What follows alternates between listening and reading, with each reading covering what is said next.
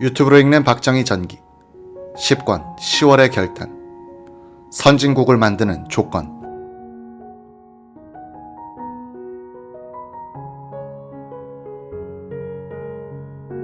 이번 뉴질랜드 공식 방문에서 박정희 대통령은 선진 목축업과 낙농산업 실찰에 많은 시간을 보냈다. 코마코라우 치즈 공장에 들른 박 대통령은 이곳 공장장에게 공장의 규모와 설립 비용 등을 물어보고 이만한 공장을 정상 가동시키는데 몇 마리의 젖소가 있어야 하는가, 근무 인원은 얼마나 필요한가 라고 묻고는 직접 메모를 했다. 박 대통령은 해밀턴에서 오클랜드까지 330km를 자동차로 이동하는 동안 주위에 목장이 펼쳐질 때마다 관심을 보이며 많은 질문을 했다. 존스턴 농장을 방문했을 때 일이다. 어느 목장을 방문하니 캄캄한 곳에서 소에게 옥수수, 밀기울 등의 사료를 주고 있었다. 박 대통령은 왜 이렇게 어두운 곳에서 먹이를 주는가 하고 물었다. 그곳 관리인은 방목을 하던 소를 수출하려면 살을 찌게 해야 한다. 이렇게 캄캄한 곳에서 먹여야 소가 다른 곳에 신경을 덜 쓰게 되어 살이 더 많이 찐다고 대답했다. 주위에 웃음이 터졌으나 박 대통령은 이 말을 진지하게 듣고 있었다. 9월 21일 밤 오클랜드 맥킬로이 시장 주최로 열린 만찬회에서 홀리오크 뉴질랜드 총리는 박 대통령이 가는 곳마다 너무 자세하고 많은 질문을 해서 대답하느라 아주 혼이 났다고 말했다. 이날 만찬회에서 박 대통령은 이번 대양주 방문 이래 처음으로 즉석 연설을 했다. 박 대통령은 아시아의 공산주의자들은 현재 베트남을 적화한 후 한국의 마술을 뻗칠 것이 틀림없을 것으로 확신한다면서 이런 정세 판단에 따라 베트남의 운명은 한국과 직결된 문제라고 했다. 박 대통령은 또 이것은 결국 뉴질랜드와도 직결되는 문제라고 지적하고 베트남이 공산주의자들의 수중에 넘어가면 말레이시아나 태국도 침략의 위협을 받게 될 것이다. 공산주의자들이 더욱 남하하여 결국 인도네시아에 공산기지가 마련되면 뉴질랜드도 안심할 수 없다고 말했다. 냉전 시대를 지배하던 전형적인 도미노 이론이었다. 9월 21일 밤 박 대통령은 숙소인 오클랜드시의 인터콘티넨탈 호텔에서 공식 수행원들을 불러 모았다. 이 자리에서 박 대통령은 우리는 지금부터 정치도 경제, 외교도 경제, 언론도 경제, 경제 제일주의에 총력을 기울여 새로운 역사를 이룩하는 데 온 국민의 총력을 기울여야 한다고 지시했다. 박 대통령은 또 선조들이 이루지 못한 국토개발의 과업을 후손을 위해 우리 손으로 완수해야 한다고 강조하면서 새로운 역사의 창조가 바로 우리의 임무라고 말했다. 박 대통령은 이 자리에서 스위스와 일본, 북해도는 우리나라처럼 산이 많아도 축산이 잘 된다고 하니 가서 보고 오도록, 덴마크도 후진국이었는데 옆에 영국이란 시장이 있으니 축산물을 많이 수출하여 지금은 잘 산다. 우리는 일본이라는 큰 시장이 있으니 시장 관계도 알아보라고 지시했다.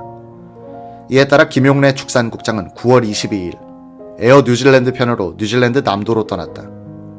김용래 당시 축산국장은 다음과 같은 에피소드로 박 대통령의 축산 진흥 의지를 설명했다. 비가 엄청 오는 어느 날이었다. 박 대통령은 다음날 경기도 구리의 젖소 목장을 시찰하기로 되어 있었다. 비가 억수같이 내리고 냇물이 넘쳤다. 박종규 경호실장은 비가 이렇게 오니 내일 시찰은 틀림없이 취소된다. 너무 긴장하지 않아도 괜찮겠다며 느긋해했다. 다음날 여전히 비가 내렸으나 박 대통령은 구리 젖소 목장을 시찰했다. 목장 앞에 냇물이 넘쳐 차가 건너갈 수 없자 박 대통령은 바지를 훌훌 걷더니 개울을 건너려고 했다. 경호원들과 측근들은 사색을 하고 박 대통령을 말렸다. 다른 길을 찾아 빙빙 돈 끝에 겨우 목장에 도착했다. 뉴질랜드에서 교민을 초청해 식사를 함께하는 자리에서도 박 대통령은 한마디 하고 넘어갔다. 당시만 해도 교민들 대부분이 이민보다 유학을 온 학생이었다. 유학생 중에는 어학 연수를 하러 온 사람이 많았다. 박 대통령은 이 자리에서 화를 내며 왜 어학연수에 아까운 외화를 쓰나, 기술을 배워라, 면향이나 송아지 사육기술, 사료기술 같은 것을 배워 조국의 보탬이 되게 해야지 라고 했다. 박정희 대통령 일행은 8일간의 호주, 뉴질랜드 공식 방문을 끝내고 귀국길에 올랐다. 박 대통령은 남태평양 미국역 사모아 섬에 파고파고에 들러 우리 원양 어부들을 격려했다.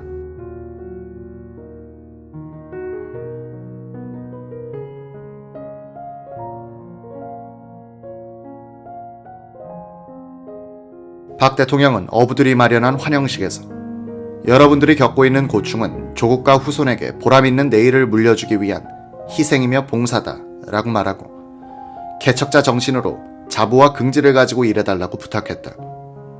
강영규 당시 외무부 아주국장은 다음과 같이 회상한다. 사모아에는 우리 원양어업의 전초기지가 있었다.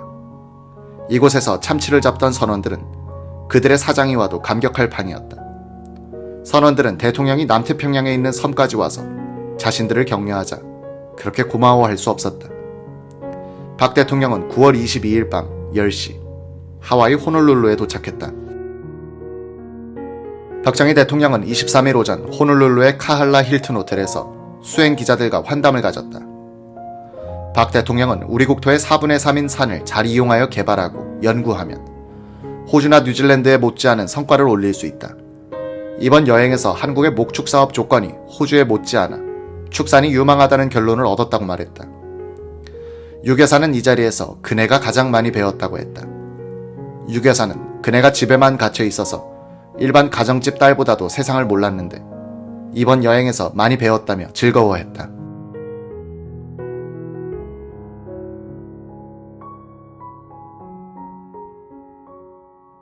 박정희 대통령은 9월 25일 오후 6시 호주와 뉴질랜드를 공식 방문하기 위해 출국한 지 11일 만에 김포공항을 통해 귀국했다.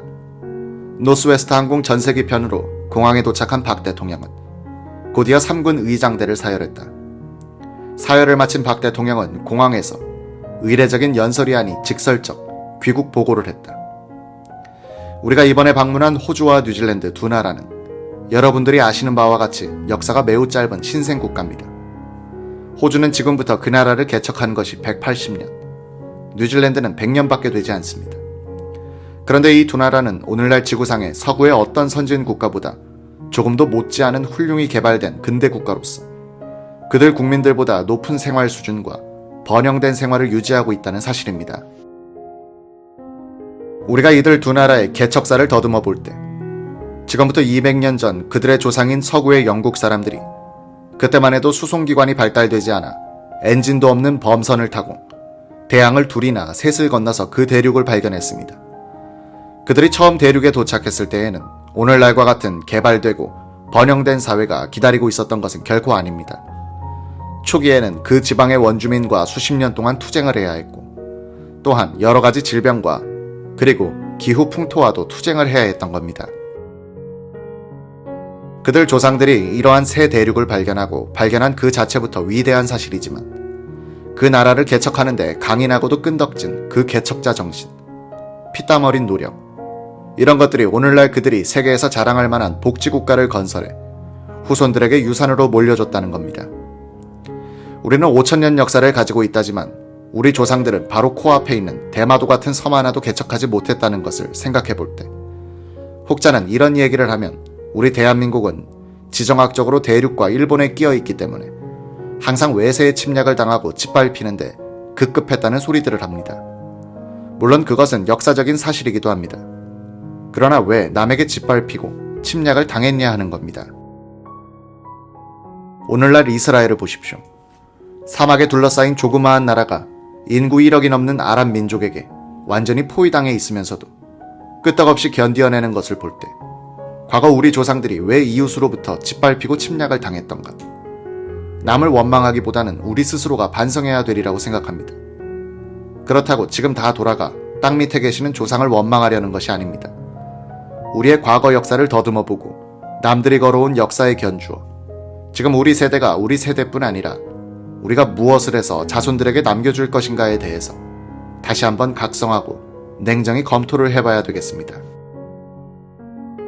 우리 후손들이 지금 우리들이 조상을 원망하듯이 우리 세대를 원망하는 그런 일이 결코 있어서는 안 되겠습니다. 여담이지만 기자는 2000년 9월 시드니 올림픽 때 처음으로 호주를 방문한 기회에 박정희 대통령이 가졌던 것과 같은 생각을 했다.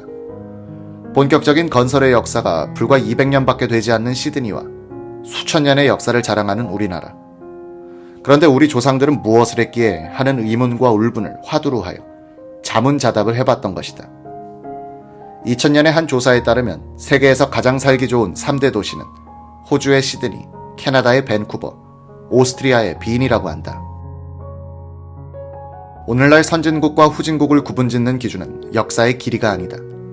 역사의 길이로 치면 당연히 선진국 반열에 들어야 할 이집트, 인도, 이라크, 중국이 그러지 못하고 있다.